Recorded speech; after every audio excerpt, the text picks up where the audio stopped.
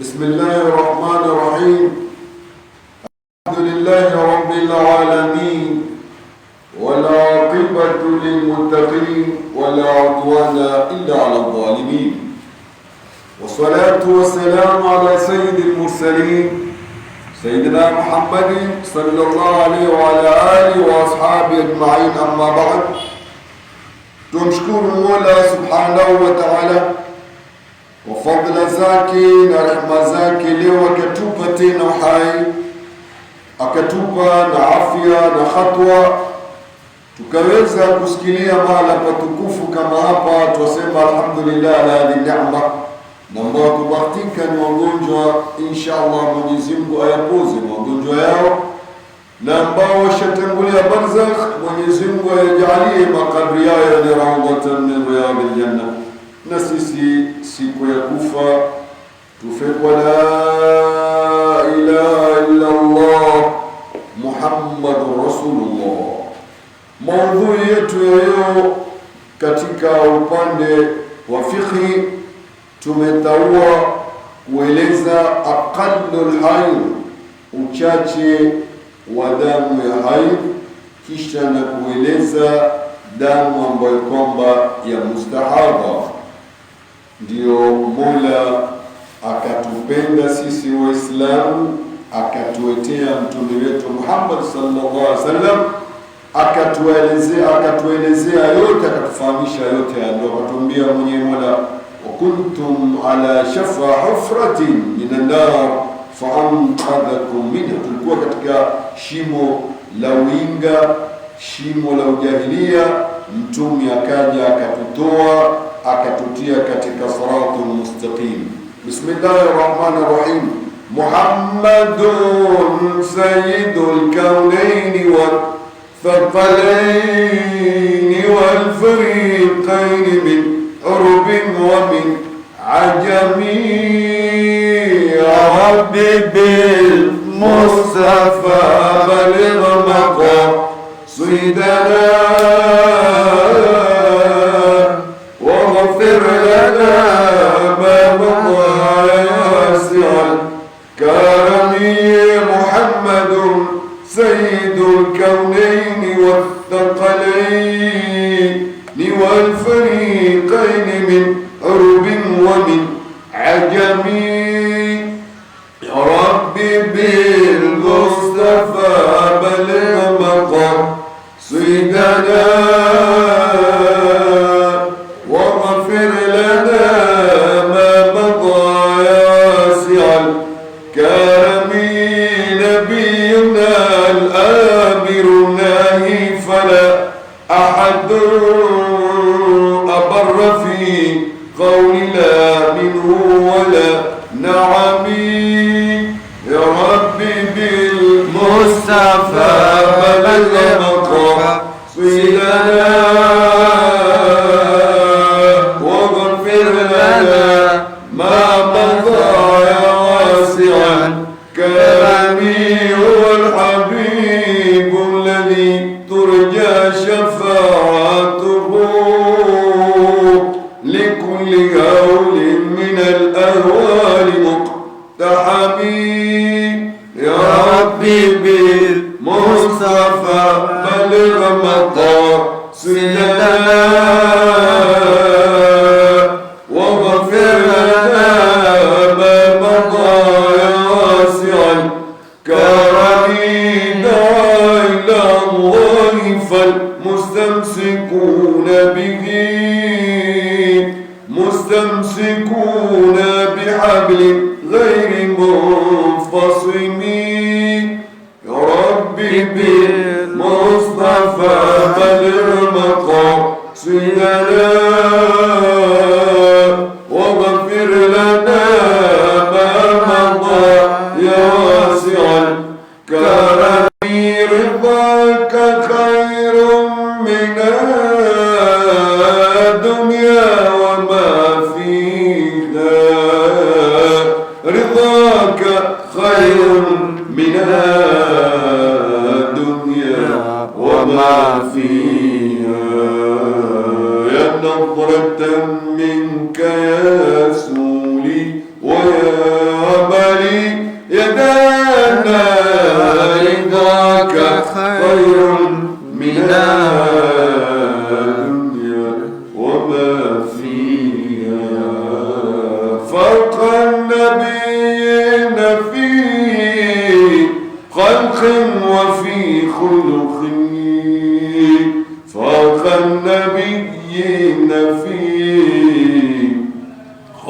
وفي خلق ولم يدانوه في علم ولا كرم يدانا رضاك خير من الدنيا وما فيها وكلهم من رسول الله ملتمس كلهم من رسول الله ملتمس غرفا من البحر أو رشفا من الديام يدانا رضاك خير من الدنيا وما فيها اللهم صل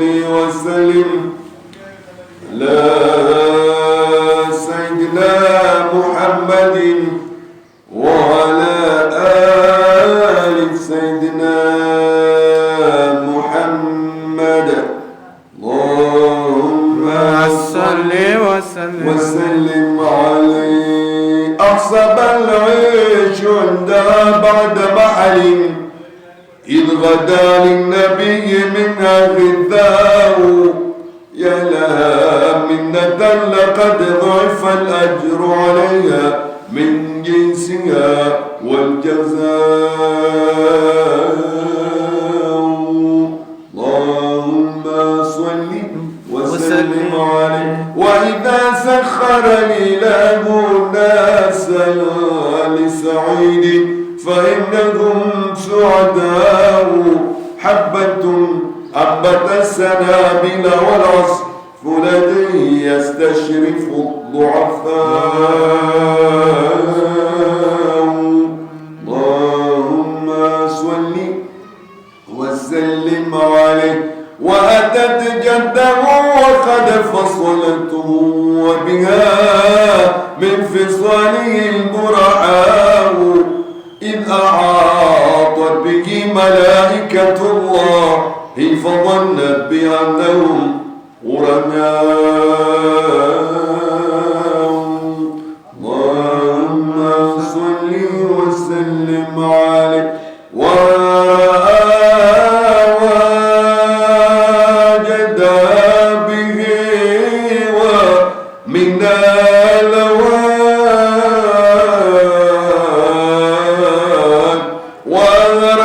الوان وراوجدها به ومن الوان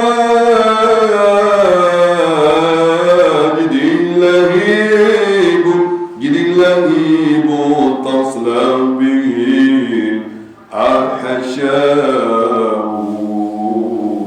جد اللهيب تصلى به الحشاء فرقته كرها وكان لديها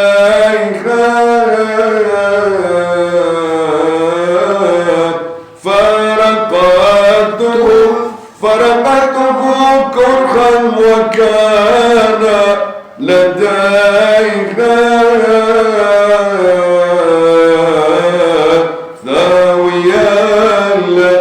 ذويا لا مل من الثواب ذويا لا مل من الثواب فالله يرحم جميعنا بفضله ولا يعملنا بجسد عدله ببركة الهادي ختام رسله أحمد الإمام المتقين الأبرار والحمد لله رب العالمين. بسم الله الرحمن الرحيم. Jana tulikamilisha ufupi wa kueleza masala ya tayammum. Hiyo inshallah tumomba Mwenyezi Mungu atupe uwezo tuieleze uchache wa damu ya hayo. Bismillahir Rahmanir Rahim. watuambia wanawazuoni wa fiqhi, wa aqallu alhayd, uchache wa mama kupata haid, ukhti kupata haid, hababa kupata haid, shangazi kupata haid, binti kupata haid, watuambia wanawazuoni yaumun wa laila. Kuna wengine mwenye Mola subhanahu wa ta'ala kwa mipango yake amewakadiria wanawake wengine hedhi yao ni yaumun wa laila, wa aktharu, wingi wake 15 yawman. Kuna mama zetu wengine mwenye Mola amewakadiria siku 15, fa'alu lima yurid, tena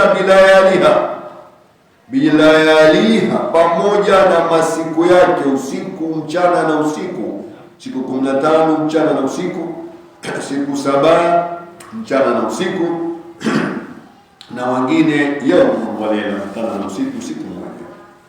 Wa ghalibuhu, lakini dasturi yake sana, dasturi ya hedhi sana, sittun, ni siku 6 au 7 au siku 7. Kisha wakati wa mama kupata haid baada 9 sinin, hupatikana binti baada ya kupitiwa na miaka 9. Wa aqallu tuhri, uchache wa kutahirika, baina al-haidhatain, baina ya hedhi mpaka kufikiwa na hedhi nyingine, hutukua 15 yawman, siku 15, bila yaliha, pamoja na usiku wake. Wa yahrumu, na ni haramu, bihi, kwa hiyo hedhi, ma yahrumu biljanaba, mambo ya ule ambayo ni haramu kwa mwenye janaba na mwenye hedhi. Vile vile mambo fulani kwake ni haramu, kama yapi? Mururul masjid, haifai kupita msikitini.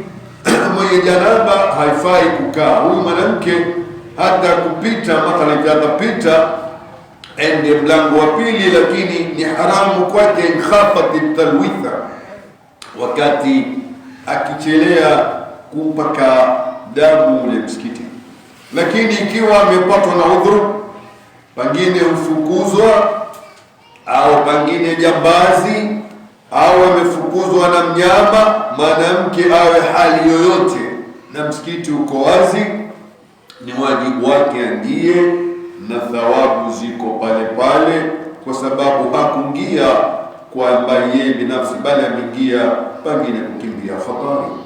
Wasaum, mwenye hedhi hafai kufunga.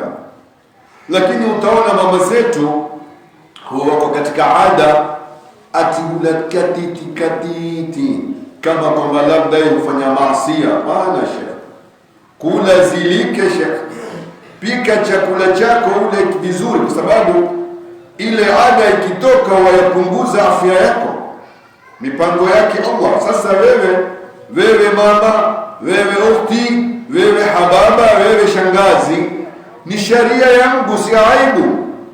Wakati ada yako ikija, shekhe, pika chakula chako vizuri ule bwana. Dini haituui, dini yetu hutuhui. Lakini utaona kina mama wengine ati hudaradara, ngojea afike wakati watu wafungua muadhini na yeye ndio atakula vizuri. Hapana, wewe kula vizuri, kwa sababu huwa wapunguza afya yako wakati ile ada yako ikitoka. Wa talaqu fihi, na haifai mwanamke ikiwa katika ada yake mumewe kumwata, ni makosa. Talaka itapita, lakini yule mume atapata madhambi, kwa sababu Mwenyezi Mungu atuambia muwawate wakati wakiwa tahara. Sasa akikuata ukiwa wewe si tahara, talaka yapita, mume ana dhambi kwa sababu ulikuwa katika haid. Au wengine utuliza, je, mwanamke amewatwa katika mimba, je, talaka yapita? Naam, talaka katika mimba yapita.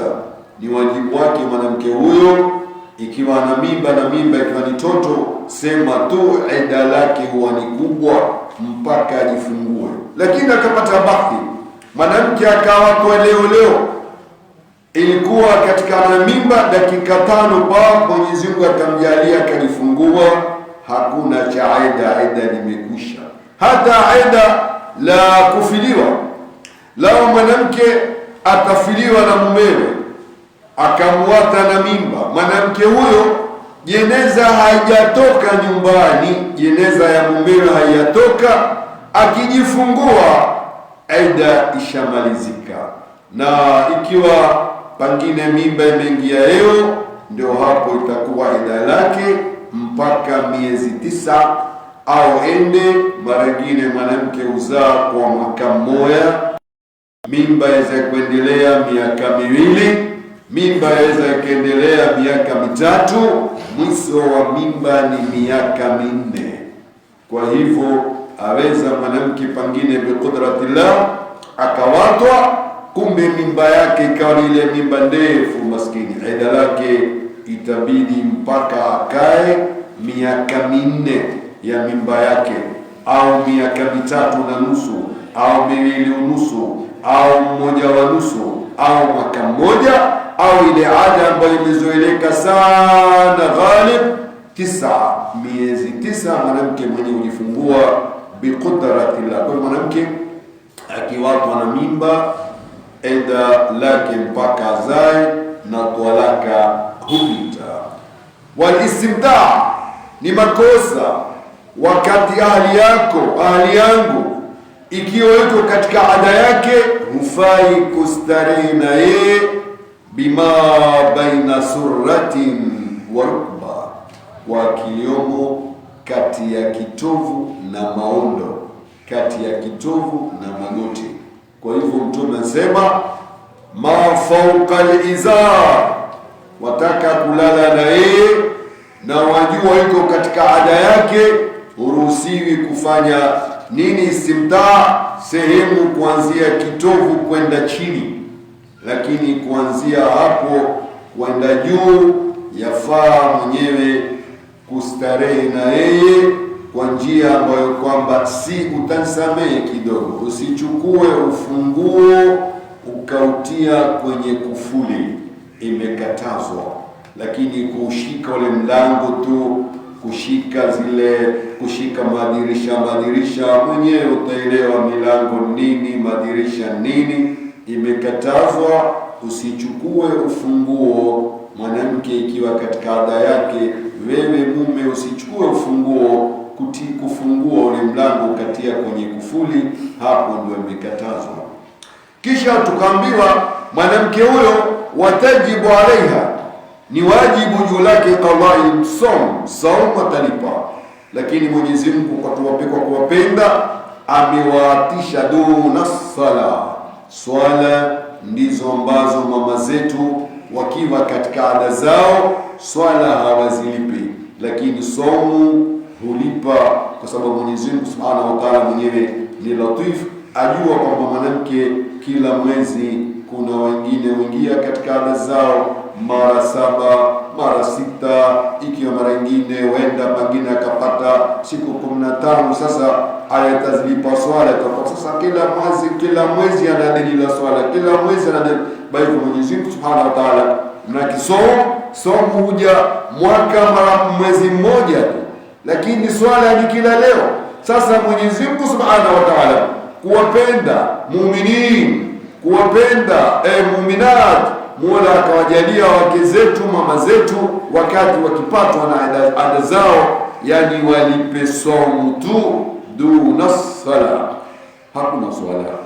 Je, mwanamke yuko katika ada ataka kusoma Qur'ani, lakini Qur'ani imo katika uradi, je atafaa kusoma? Naam, lakini innamal a'malu binniyat, nia yake mimi nasoma ratib al-haddad, mimi nasoma urdul latif, mimi nasoma dua kadha, hata kama ndani ile dua ikiwa kuna Yasin, kuna ayatul kursi, ziko qul huwallahu, qul a'udhu birabbil falaq, suratul Fatiha. Si tatizo kwa mwanamke ambaye mwenye ada wakati akizisoma hizi, lakini asoma ni dua, asoma ni kujikinga, asoma ni uradi.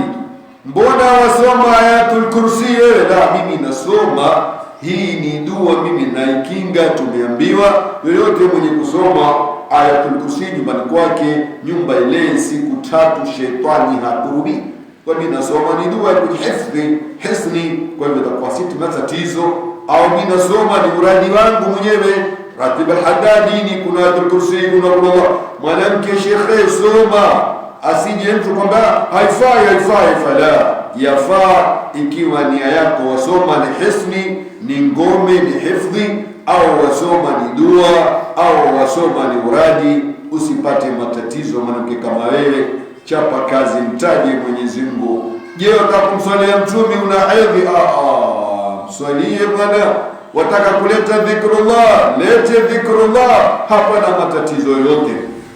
Je, sasa tuingia walmustahadha. Je, wanazuoni, hebu tupeni habari kwa wale kina mama ambao wana damu maskini ya utiriri, damu ambayo kwamba haikomi, damu ambayo huwasumbua sana mama zetu, mpaka mara nyingine huwatoa katika kufahamu zile ada zao, hupatikana siku ngapi. Mwanamke kama huyu asitatizike.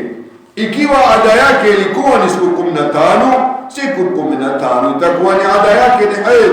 Ikiwa ada yake ilikuwa ni siku 6 na 7, azitoe bali siku 6 7 zitakazokuya mbele. Mwanamke kama huyo aoge, aswali, afunge, asome Qur'ani haswa kwa nia, wala hakuna makosa. Mustahaba bora asiwe mutahayyira, asiwe ametoshea, haisi siku zake, italeta utata. Ni wajibu, ikiwa Mwenyezi Mungu hayakupa maradhi hayo ambayo mtume atuambia irqum minash shaitan, ni mshipa hutokana na shetani, ndio waletea baadhi ya wanawake fulani ikawa damu yao ni kila leo ni istihadha inatoka tu. Sasa yeye ayuwa aliompatia ugonjwa huo si shetani, ni Mungu. Lao Mungu hataki kufikie, hangekufikia, japokuwa ni shetani irkushetan, lakini mshipa huo Mola akikuletea kwa uwezo wake yeye, basi tuambiwa wewe swali, wewe funga, soma Qur'ani, mswalie mtumi, lete dhikrullah. Bora tu usijue kwamba siku zako za ada zilikuwa ni siku ngapi kila mwezi. Walmustahadha, na mwanamke mwenye damu ambayo kwamba irqu shaitan, mshipa wa shaitani, watuambia wanawazuoni wa fiqh, taghsilu farjaha, ataosha sehemu yake ya siri, kisha thumma tahshuhu, kisha atafunga. Wenyewe kina mama, sisi wanaume twaeleza tu, lakini wenyewe ndio wanaojua, wanajifunga namna ya ile istihadha isitokee, ila isipokuwa mwenyewe akijua wakati anapovaa vile vya kuvaliwa katika sehemu za siri, idha haraka damu, ikiwa ile damu itakuwa yenye kumchoma choma wakati akijifunga sana, basi mwenyewe ni fundi wa mambo hayo, aifunge katiti. Au kana saima, au mwanamke ikiwa amefunga naye ana istihadha, si wajibu wake kwenda ndani sana ya sehemu ya siri, yakenda ndani sana itabidi saumu ibatilike. Falam yakfia, ikiwa haitoshelezi, ta'sibu bi khirqa, yani afunge mathalan kitambara chake, aweka mapamba yake, thumma tatawadda, kisa mwanamke huyo baada shajifunga vizuri, kisha tatawadda.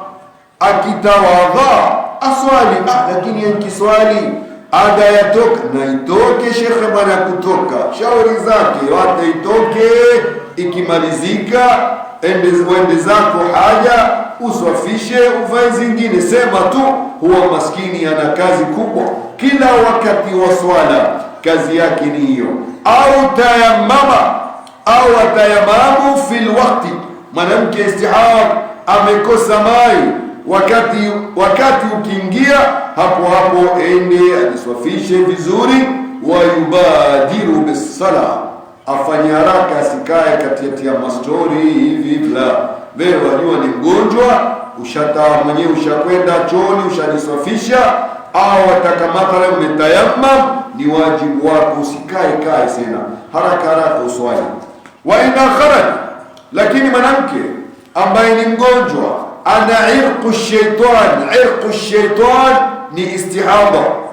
Mwanamke kama huyo baada ya kuwa shajiswafisha, kisha sasa akaanza kuzungumza, leo sijui hivi kumkufa watu hivi, sijui kuna hivi, hazungumzi mazungumzo ambayo kwamba si maslaha ya swala. Ametia story li ghairi maslahati sala, kutia mastori kadha, kuna hivi pale ile istihadha ikimtoka ni lazima istanafat, aanze upia tena, ende ajiswafishe. Lakini wazungumza masala ya swala, hela nipatie na mimi leso, nisaidie na mimi na mswala, hebu nipeni mswaki, hebu nipeni kibula ni wapi. Basi wakati ile damu ikitoka ya irqu shaitan, wewe katika maslaha sala, endelea nayo, swali na swala yako wallahi sahihun, swala yako iko sawa, kwa sababu Mola Subhanahu wa Ta'ala mwenyewe ndiye alowajalia wanawake kama hao kupata matatizo kama haya, lakini Mwenyezi Mungu mwenyewe amewasahilishia hawa na matatizo wakati ikitoka ile istihadha yao, swala zao kamili. Lakini ikiwa atafanya matezo watajibu tahara, itabidi mwanamke wao sasa ajitoelishe nyingine. Watajdidu ta'sib, masala sasa ameswalia dhuhuri, alasiri ni lazima tahara nyingine, na zile alizozifunga hazitofaa tena, lazima zifungue. Aswali hapo baada ya kuwasha tawadha na ashajiswafisha. Likulli fardhin, wa kila swala ya faradhi, mwanamke huyo kazi yake ni ngumu, lakini wenyewe wamezoea si ngumu, kwa sababu Mwenyezi Mungu amewalainishia swala zao ziko sahihi. Je, ikiwa ni tarawih, mwanamke ambaye ana irqu shaitan ataka kuswali tarawih au tahajjud au qiyamul layl, mwanamke kama huyu atajiswafisha vizuri, atawadhe, apige tarawih yake na itoke shauri yake. Wewe chapa kazi tu, si swala ya faradhi, ni sunna. Wataka kusoma Qur'ani, ushatawadha, ushajifunga vizuri, yatoka na itoke, soma Qur'ani yako na wapewa thawabu zako na Mola wako Subhanahu wa Ta'ala. Likulli harfin 70, kila harfu moja utapewa thawabu 70. Je, wasalisul bauli, na wanaume ambao wana maradhi ya kuwa sasa mkoyo haushiki tena, waturuzika kila leo, au mama ambaye ana salisul bauli, hana istihadha yeye, lakini ana matatizo ya mkoyo, je, afanyeje? Jawabu iko mbele. Wasalisul madhi, na wengine ambao maji hutoka katika sehemu zao za siri, maji yatoka tu, hayana breki. Walwadi, na ikiwa wadi unatoka, jawabu yake mzuri, mithluha, ni kama mfano mwenye irqu shaitan. Itabidi hawa wenye mikoyo kuturuzika, itabidi wakati wa swala ukiingia, atawadhe vizuri, ajifunge vizuri, afanye swala haraka. Je, mkojo ukitoka na utoke, je, madhi yatoka na yatoke. Shekhe, wewe chapa kazi, swali swala zako mpaka malize za sunna, swali swala yako ya buru malize, kisha hapo ndio itabidi alasri ujisafishe tena. Angalia nini ilivyokuwa Mwenyezi Mungu alivyotuwekea, wallahi usahali kabisa kwa mama zetu kama hawa, wasione kwamba basi tabu gani hizi, bala si tabu, bali Mwenyezi Mungu kwa ulimi wa mtumi atuambia, idha habba Allahu qauman libtalahum, Mwenyezi Mungu akimpenda mja wake au akiwapenda kaumu zake waonda huwaletea maradhi kama hayo, irku shaitan, basi wewe Mungu amekupenda, na wewe jipendekeze kwa Mungu kila wakati wa faradhi, usichoke kujiswafisha. Lakini wakati wa sunna ukisha kujiswafisha, tarawih yako iko kamili, tahajjudi zako, qiyamul layl, ikiwa mwenyewe ni msome Qur'ani, soma mwanamke, hakuna shida yote. Sasa je, watu wa nifasi, mama amejifungua leo, je, nifasi huchukua siku ngapi? Wa aqallu nifas, watuambia wanawazuoni, lahdha, ni dakika tu. Mama aweza kujifungua hivi sasa saa 11 bado dakika 20, bado saa 11 kasrobo nifasi ikatoka, ikisha ikastop, kuisha mani lahdha.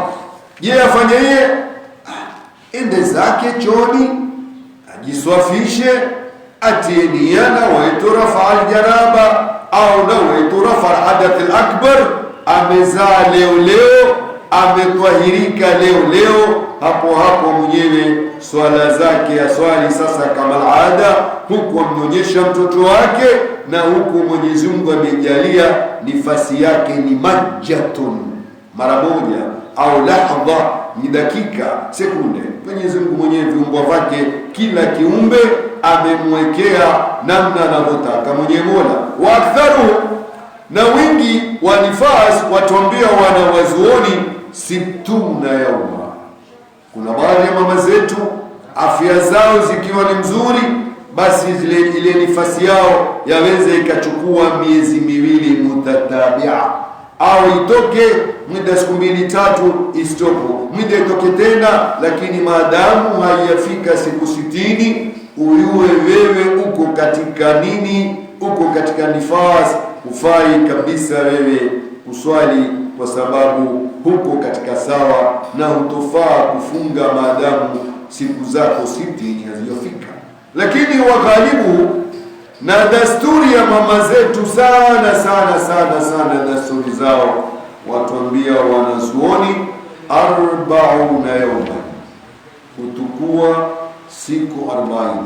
Sio kwamba lazima ifike 40, yaweza ikaondoka kwa 30, yaweza ikaondoka kwa 20. Sasa wewe mama ndio mwenyewe, bali ni insanu ala nafsihi basira, wewe mwenyewe ndio utaangalia, sio kwamba uwe sasa uswali ufungi, mbona uswali wewe, mbona ufungi, mimi sijamaliza 40, kwani waona ada yako? Sioni, imekoma.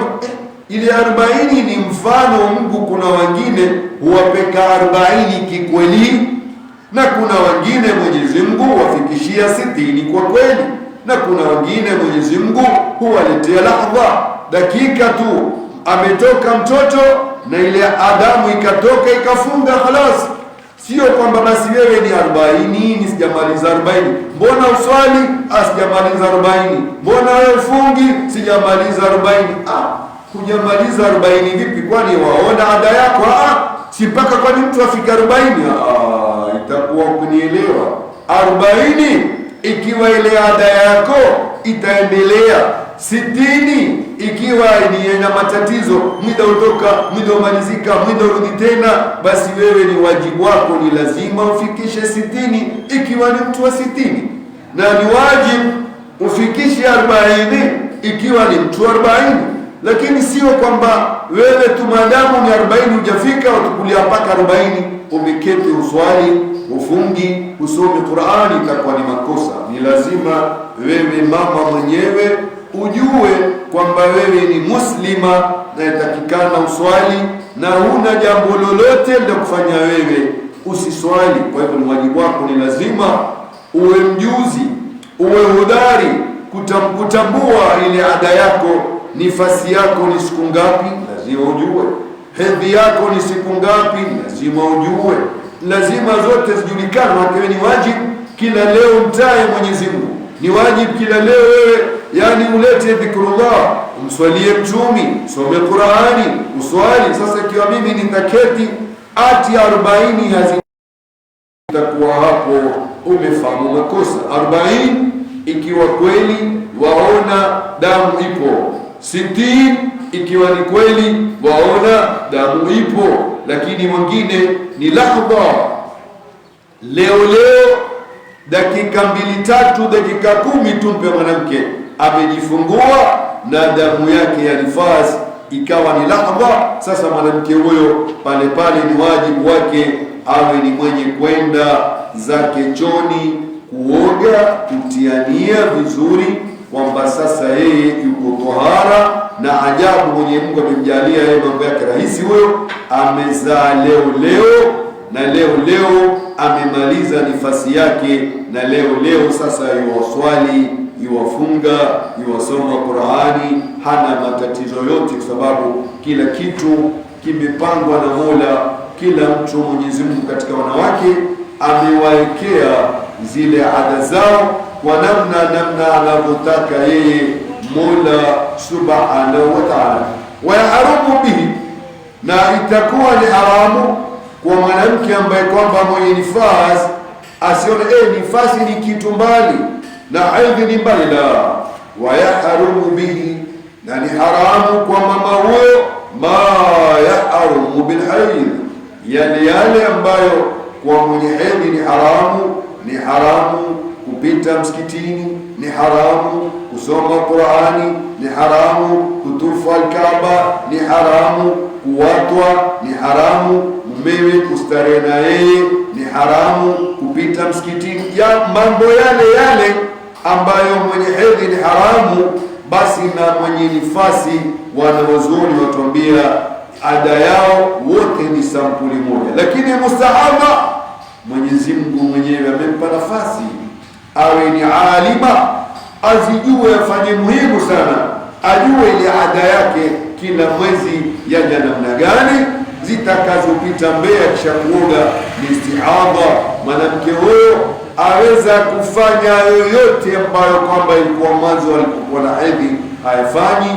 Hapo ndipo atakuwa yeye ametekeleza yale maamrisho ya Mola wetu subhanahu wa ta'ala, ambapo ametuambia kwa ulimi wa mtume wetu Muhammad sallallahu alayhi wa sallam kwamba mwanamke mwenye istihadha ende namna hii, mwanamke mwenye nifasi aende namna hii, mwanamke ambaye kwamba anayo nini hedhi. Mwenyezi Mungu zote hizi ni fadla za sisi umati Muhammad kumpata huyu mtume Muhammad sallallahu alaihi wasallam ambaye ni mtukufu, ndio akatuelezea mambo mazuri kama haya ili mama zetu wafanye, waingie katika matukufu ya kufunga, waingie katika matukufu ya kuswali, waingie katika matukufu ambayo kwamba ya kusoma Qur'ani. Na Aisha alipokwenda haji pamoja na mtume Muhammad sallallahu alaihi wasallam, midaada ikamjia, mtume akamwambia fanya yote ambayo kwamba hufanya haji illa annaki la tatufi bait. Ambiwa fanya yote ya kufanya, ukienda hija kule utaonyeshwa mambo ya hija, kuna kusai, kuna kutufu, kuna kukata nyele, kuna kufanya umra, kuna sa'i Safa Marwa. Mtume akamwambia na Aisha, si tatizo hilo, wewe fanya yote ambayo kwamba hufanya haji, lakini kutufu tu, kwa sababu tawaf Aisha iko ndani ya msikiti, lakini mengine yote Aisha wewe fanya. Na Aisha akawa ni mwenye kuyafanya. Lakini siku hizi elimu imekuwa ni kubwa, mama zetu wakenda haji wengi wenyewe hupiga sindano au hutumia tembe fulani, ili manake wasipate matatizo kule ikiwaingia.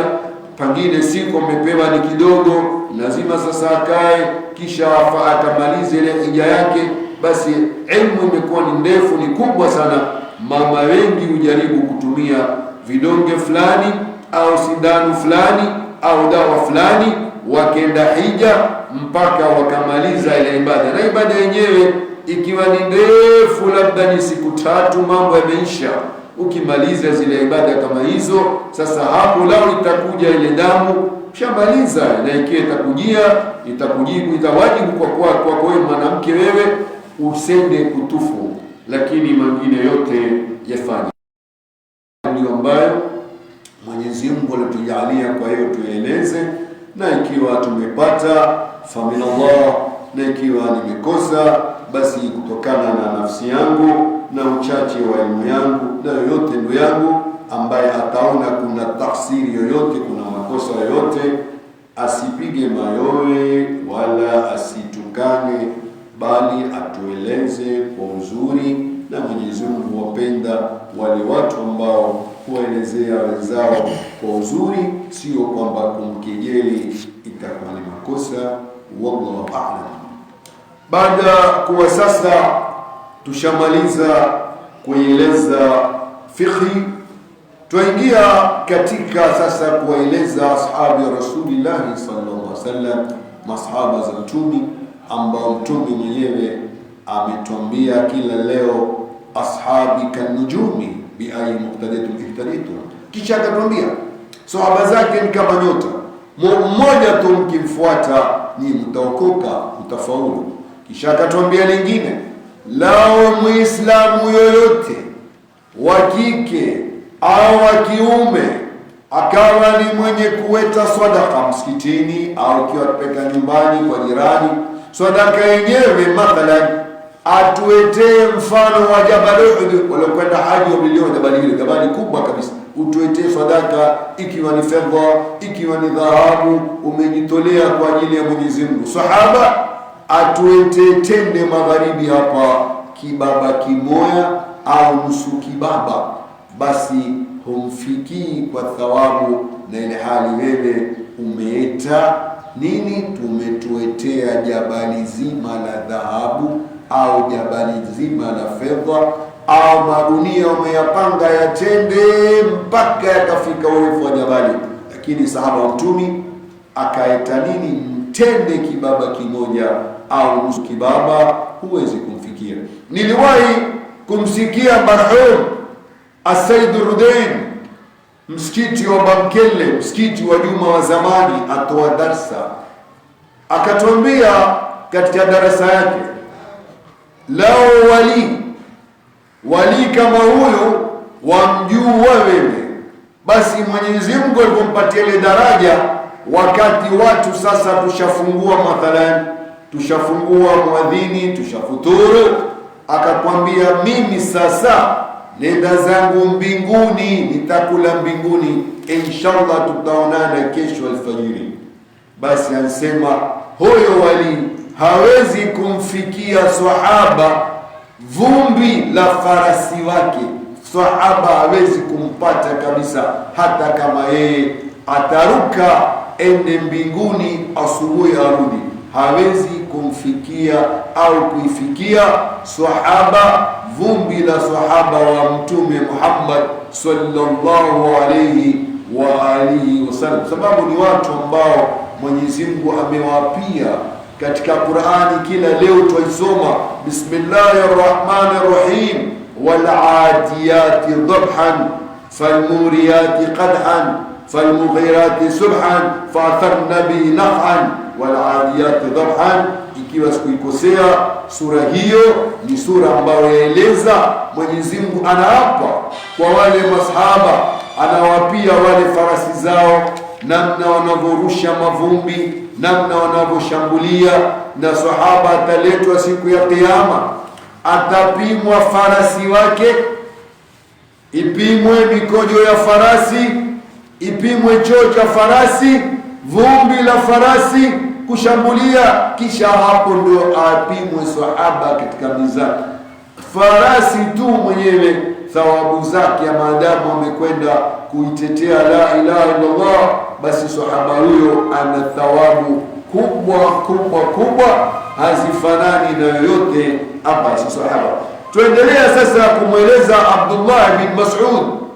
Abdullah bin Mas'ud yule ambaye kwamba alikuwa bosi wake au bwanake, yule ambaye kwamba humtungia mbuzi zake ni Uqba bin Abi Mu'ayt. Uqba bin Abi Mu'ayt ndio alikuwa ndiye bosi au ndiye tajiri wa nani? Wa Abdullah ibn Mas'ud. Abdullah bin Mas'ud, Mtume sallallahu alaihi wasallam tulieleza kwamba alikuwa msikitini akiomba dua, na Mtume akenda nyuma yake akamwambia, sal tu'ta ya Abdullah, omba utapewa. Mpaka Umar bin Khattab na Sayyidina Abubakar wakatamani kwamba heri kama wao walikuweko katika dua hiyo, wawe wao ni wenye kuomba na Abdullah yeye, lakini akapata baraka kubwa za Mtume akawa yuko nyuma yake kumwambia sal tu'ta, omba wewe utapewa, omba utapewa. Basi atuambia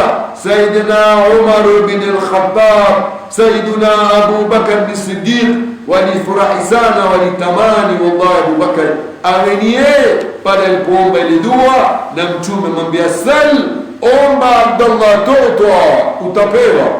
Abdullah bin Mas'ud, siku moja Sayyiduna Umar bin al-Khattab ametoka na msafara wake na Abdullah bin Mas'ud, na wao wana grupu lao, wakapambana usiku, hakuna taa, kuna spotlight.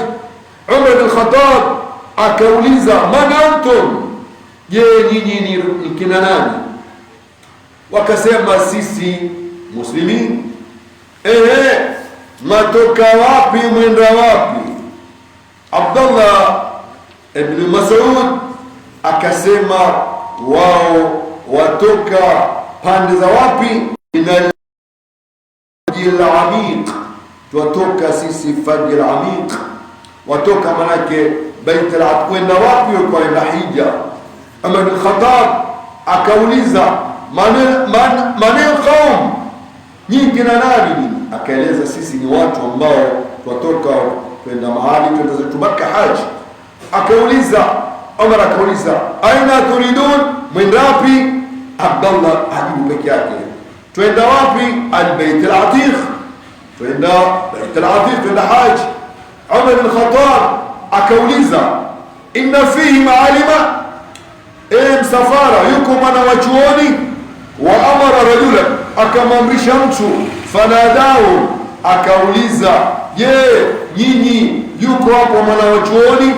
Ayyul Qur'an, akauliza Umar bin Khattab, akamuuliza mtu aulize, ayyul Qur'ani a'zam. Umar bin Khattab auliza katika msafara ambao wenda haji, na yuko mwenyewe simba Abdullah bin Mas'ud, lakini Sayyidina Umar ikawa hayajua yuko nani ni nani. Akauliza, ayyul Qur'ani a'zam, je, kama yuko mwana wa chuoni hapo atuambie Qur'ani kubwa ni ipi? Abdullah faajaba Abdullah, Allahu la ilaha illa huwa al-hayyul qayyum la ta'khudhuhu sinatun wala nawm. Umar bin Khattab jawabu ikambaliza, akamwambia uliza wewe, akamwambia uliza, ayyul Qur'ani ahkam, ni Qur'ani gani ambayo imehukumu kila kitu, Mungu ashatoa judgment yake? Abdullah, inna Allah ya'muru bil adli wal ihsan wa ita'i dhil qurba, mpaka mwisho wa aya.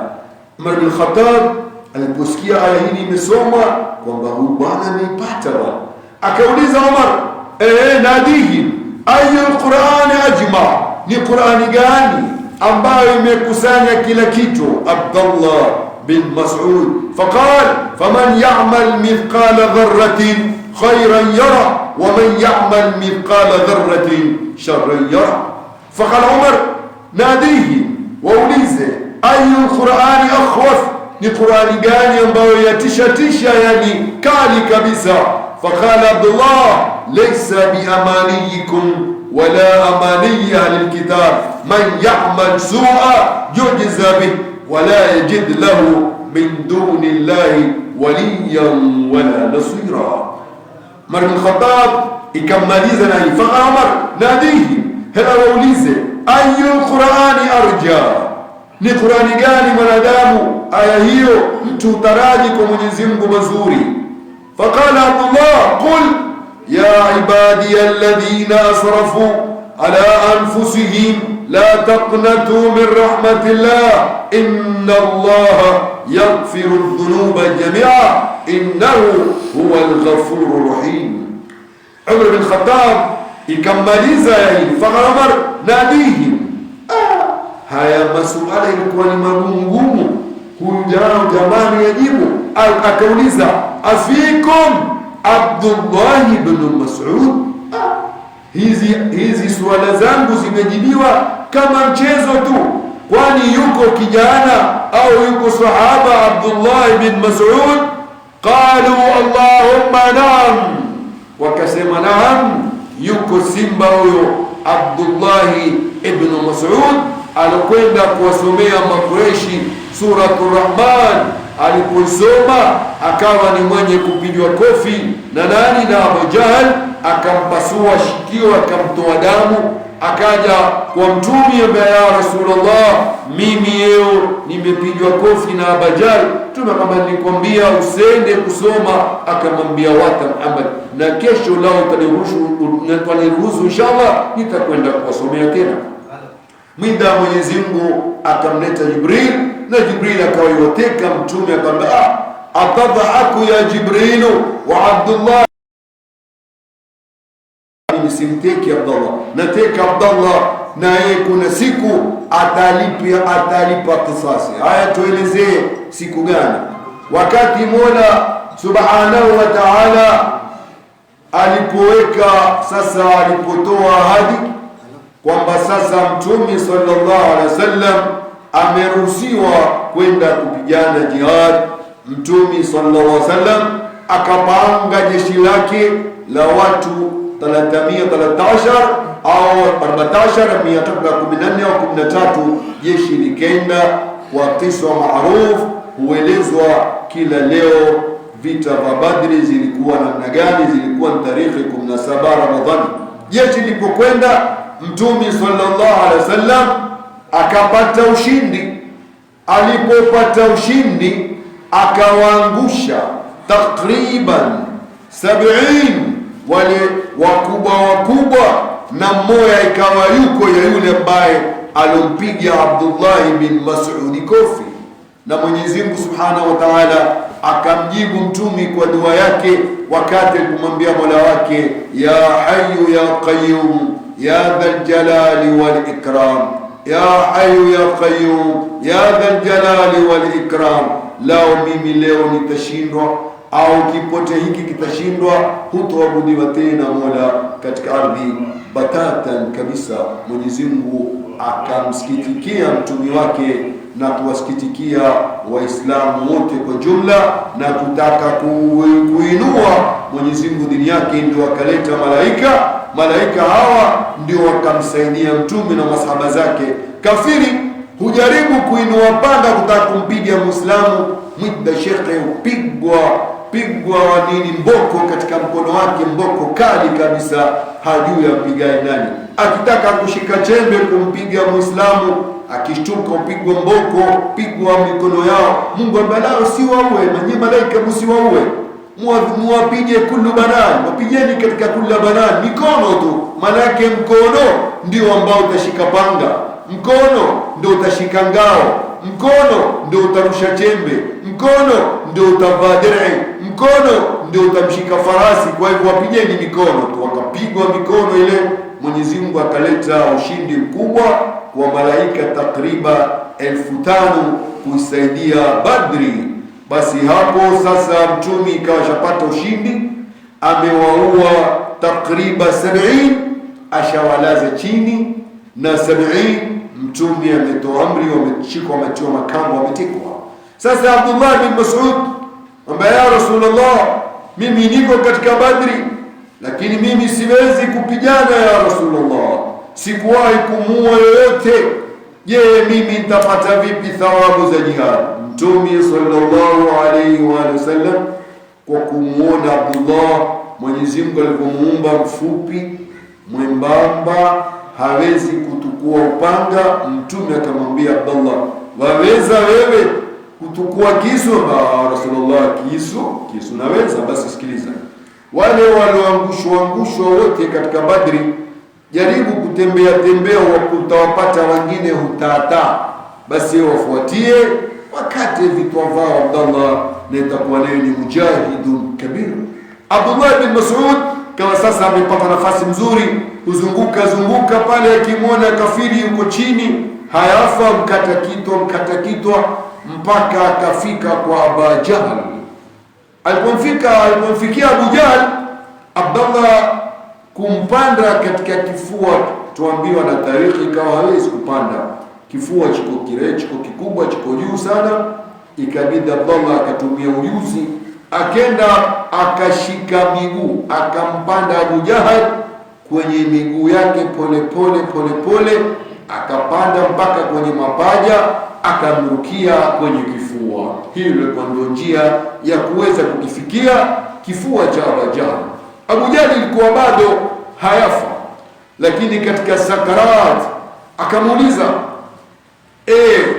nani alopanda katika kifua hiki? Kifua kikubwa, kifua kitukufu hiki hakipandwi na yote. Man anta? Akamwambia, ana Abdullah bin Mas'ud, yule aliponipiga kofi nilipokusomea Ar-Rahman allama al-Quran. Leo wamuona Ar-Rahman alivyokuweka mchangani leo.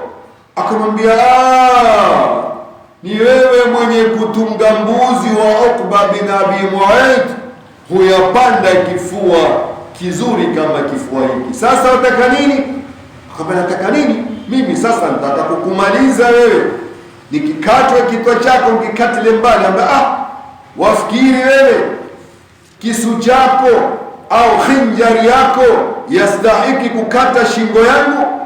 Abdallah papasa kwenye kiuno changu, ilikuwa kuna jisu zuri nimemwekea Muhammad, lakini bahati yake tukua unikate tena kwa uzuri. Lakini Abdallah, kabla hujanimaliza, nitaka kuuliza swala moja au mbili. Abdallah ameuliza, akamwambia, katika Badri kulikuwa kuna watu wawili hawa shekhe, wametuchonga sisi sana, wametukata sana, wametuua sana. Kwa maana huma na nani wale ambao walitumaliza sana katika Badri?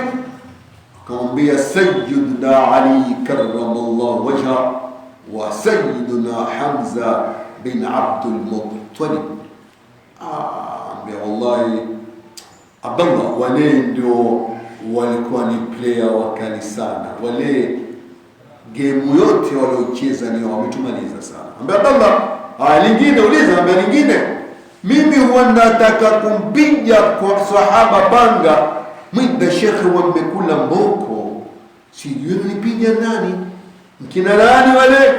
Ambia wale ni malaika Mwenyezi Mungu amewaita kuitetea la ilaha illallah, kumtetea Muhammad kwamba ni mtume wa kweli, nyinyi mlimpinga bure. Akamwambia, ndio mkatushida, mlifanya kombaini. Baada ya mwambie, basi Muhammad ametoa malaika, ashhadu an la ilaha illallah wa ashhadu anna Muhammadan rasulullah. Lakini haiwezekani, kwa sababu dua ya mtumi haikumpata huyu. Wakati mtumi alipokuwa Maka akipata shida, walikuwa wenye kumsumbua mtumi sana ni Sayyiduna Umar bin al-Khattab na Umar bin Hisham, ni Abu Jahl, na wenyewe wamwita Abul Hakam. Lakini mtume akamzungua ati huyu ni Abul Hakam, ni baba wa hikma. Mtume sema hapana, huyu ni Abu Jahl, huyu ni Abu Jahl. Siku moja Abu Jahl alikwenda kuchukua mkopo, alikopeshwa na Arashi alimkopesha Abu Jahl. Alipomkopesha, kumbe kawa ni jambazi, hataki kumlipa kabisa pesa zake. Arashi akaja katika, basi Abu Jahl akatoka mzima, alifika pale mwida kumbe huyu bwana akudai Muhammad, naam, ngoja, akamle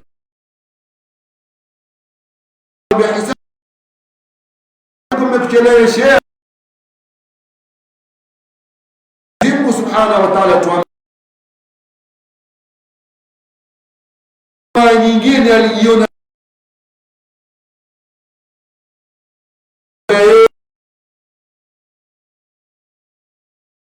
nitaku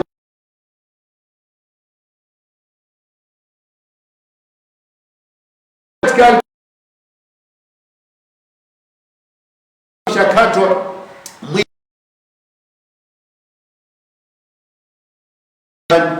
kwa kunielekeza kamili.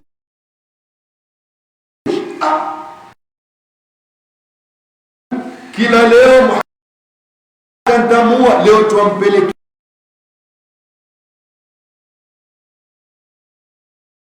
pale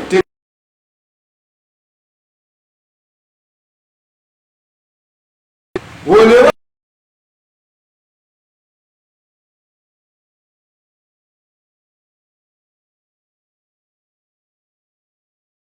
ambaye umenikosa.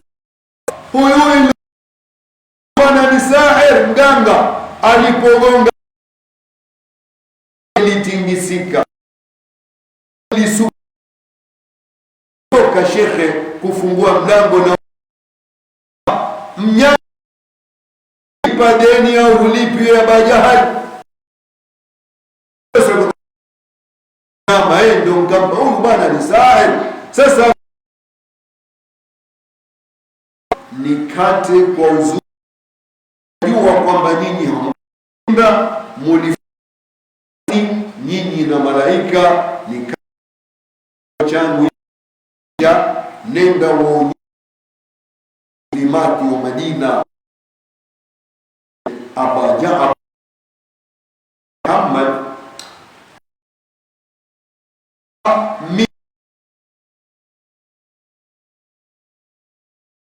kukubali kwamba wewe ni mtume, mwambie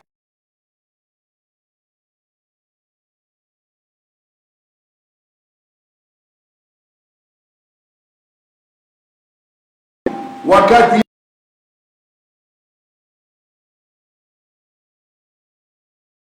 Islam biahadi umarain, utie nguvu. Abu Jali jina lake aitwa Umar bin Hisham, mwenyewe mola bin Khattab, innaka la tahdi man ahbabta walakin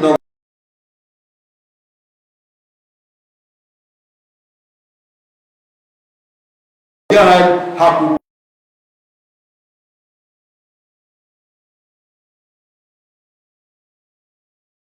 na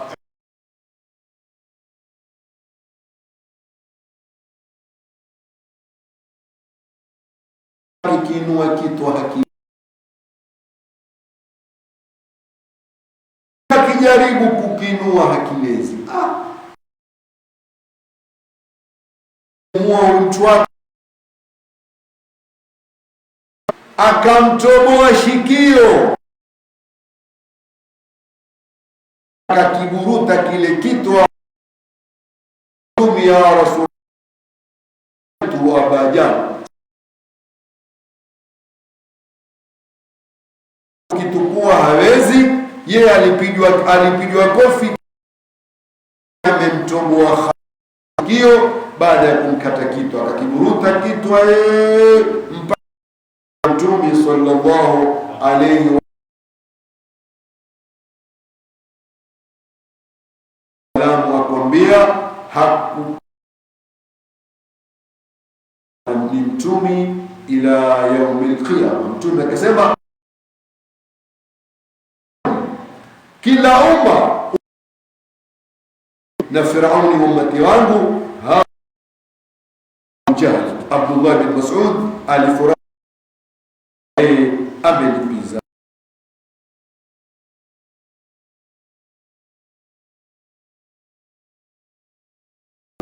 mara taratibu, akenda kumwangalia wakati wa mtume, akaishi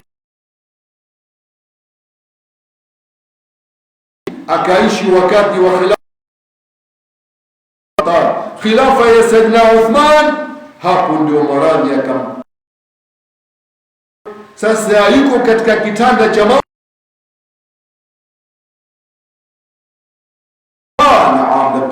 madha wafilini ako, akamwambia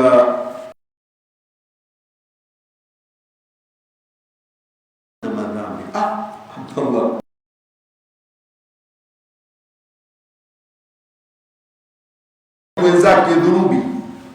Qala nikuete soda, ni mgonjwa wa tamani chakula. Akajibu, rahmatu rabbi, mimi chakula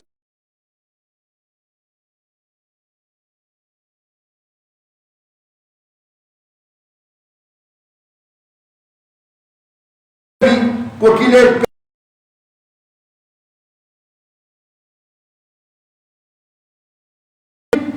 Uthman bin Affan zako tulikuwa la hajata li Abdullah, pesa zako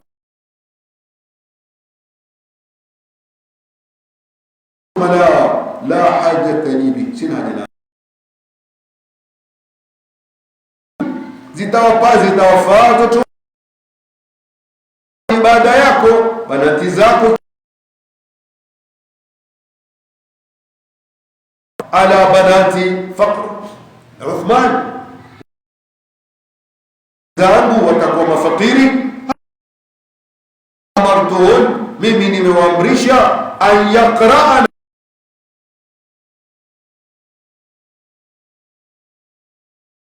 Faida, ikiwa wewe hutaki mkono wako ukose, wewe hutaki uwe na shida. Abdullah bin Mas'udi alimsikia mtumi yoyote mwenye kusoma suratul Waqi'a.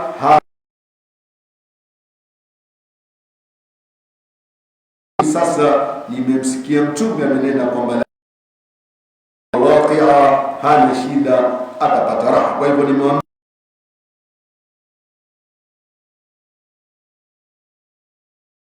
wa inni sami'tu Rasulullah sallallahu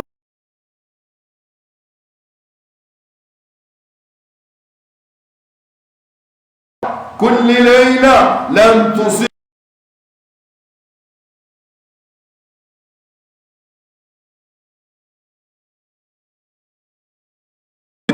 kila leo.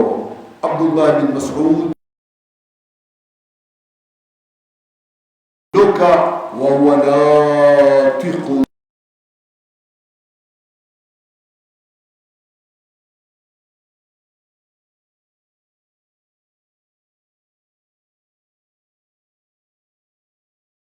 bia man kana akhir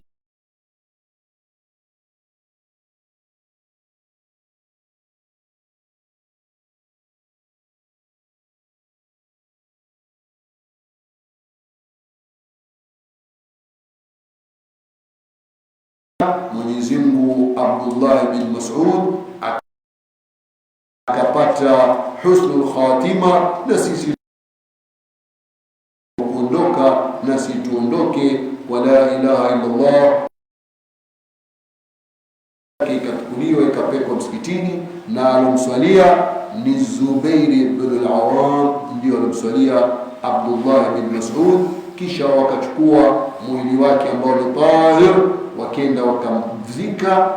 Dufina fil Baqi'. Ukenda Makka, ukenda zako Madina, waweza ukaonyeshwa wapi Baqi'. Hapo Baqi' ni wengi, na mmoja ni Abdullah ibn Mas'ud radiyallahu anhu wa an kulli sahaba.